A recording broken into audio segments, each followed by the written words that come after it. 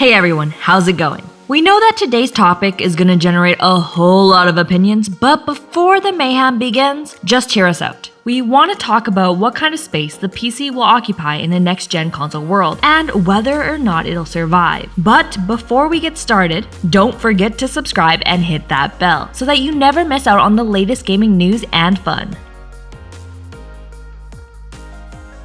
Remember how the prophets of gaming said that the PC wouldn't last long with the advancement of consoles? Or when IBM's Mark Dean predicted that PCs would suffer the same fate as typewriters when it came to gaming? Well, with two next-generation consoles on the way, we thought it was the perfect time to bring these questions back up. We will say though, right off the bat, that we call bullshit, in all caps, on these kinds of predictions. Not only because PC gaming is more popular than ever, but also because it's silly to compare consoles with PCs. They're completely different platforms and should be treated as such.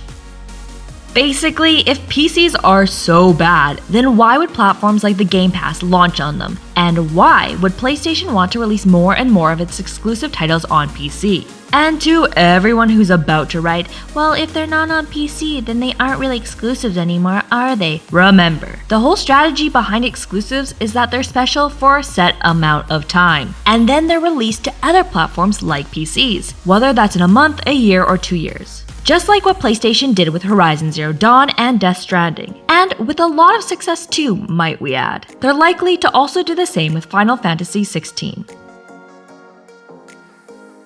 Really though, do you think that if PC gaming was in such a terrible state, companies like Microsoft and Sony would be putting so much effort in? Haven't you noticed that more and more these days it's normal to hear also available on PC, which a year ago would have been unthinkable at Sony events? Recently, we even found out that Capcom has been selling more games via Steam than the PlayStation Network. Coincidence? We think not. Need more proof? Back in 2018, a study from Newzoo found that PC gaming accounted for 24% of the market, consoles for 25%, and mobile gaming for the remaining 51%. And while this data might be from 2 years ago, it's still something to think about. Here's another question for you. Is it worth buying a PC to play games on? This is where we think the real debate lies, and we'd love to know your opinion. So don't be shy, let us know in the comments. Consoles in their entirety are normally cheaper than PCs. For example, the Xbox Series X will cost you $500, and it would be difficult, if not impossible, to get a PC of a similar quality for that price. You'd have to give up features in your PC to match that price point, and in the long term, you would probably end up spending more money just to keep the hardware up to date. So we don't think that it's unreasonable to say that in the long term, if you don't have a ton of extra cash, then a console is probably the better option.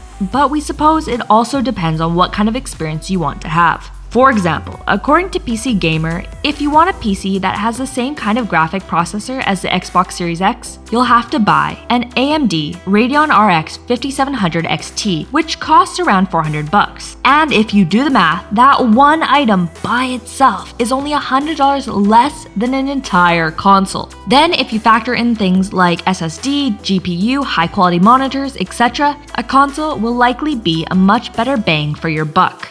On the other hand though, if you've got the cash, then the experience you can get from a high-quality gaming PC will certainly top that of a console's any day of the week. Or at least that's until the next generation comes out. And also, when we say this, we're not only talking about graphics, but also things like mods, free online content, game sales, etc. The initial investment might be higher, but these can be important things to consider. What do you guys think? Another thing to consider about PCs is that to have today's most powerful PC will cost you an arm and a leg. But if you wait a year or so, that same PC will suddenly be a lot more affordable. Why? Because in the same way that the price of a console goes down over time, the same thing happens with PCs and their hardware. As companies like Intel, AMD, and Nvidia come out with new hardware and tech, all of their older stuff becomes a lot cheaper. But here's the thing, the quality of the quote-unquote older stuff is still excellent. You do have to ask yourself though, are you going to be okay with this? Or are you the kind of person who always wants the newest and the best?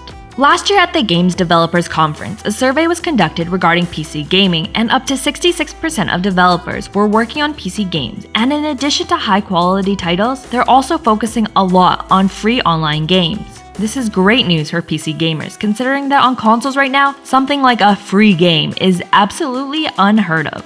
You also have factors like device customization, but also the fact that there's a lot of competition among online game stores, which means you can get a lot of great deals on games. The only downside is if you like physical copies, you're kind of out of luck. We'll be honest with you, if we had the money, we would totally buy a PS5 for Sony exclusives and a PC for everything else. It's something that would be really cool to have, and to be honest, it seems like a more and more viable solution to all our gaming woes, especially when there's platforms like the Game Pass out there.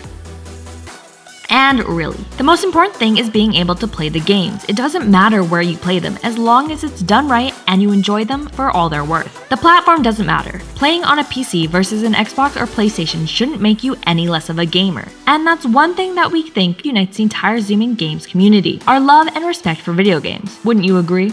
But now it's time to throw consoles a bone. Digital Foundry found that next-gen consoles have a better GPU than 97% of the PCs people use to play video games via Steam. It's a hard blow to PC gamers, but next-gen console fans are probably grinning. Also, another thing to consider is that the rise of PC gaming really does go hand in hand with esports. The most popular esports games and the ones that are bringing in the most money are without a doubt the ones being played on PC. We're talking about games like League of Legends and CSGO. And while there are a few exceptions to the statement, the majority of competitions will likely continue to revolve around PC gaming.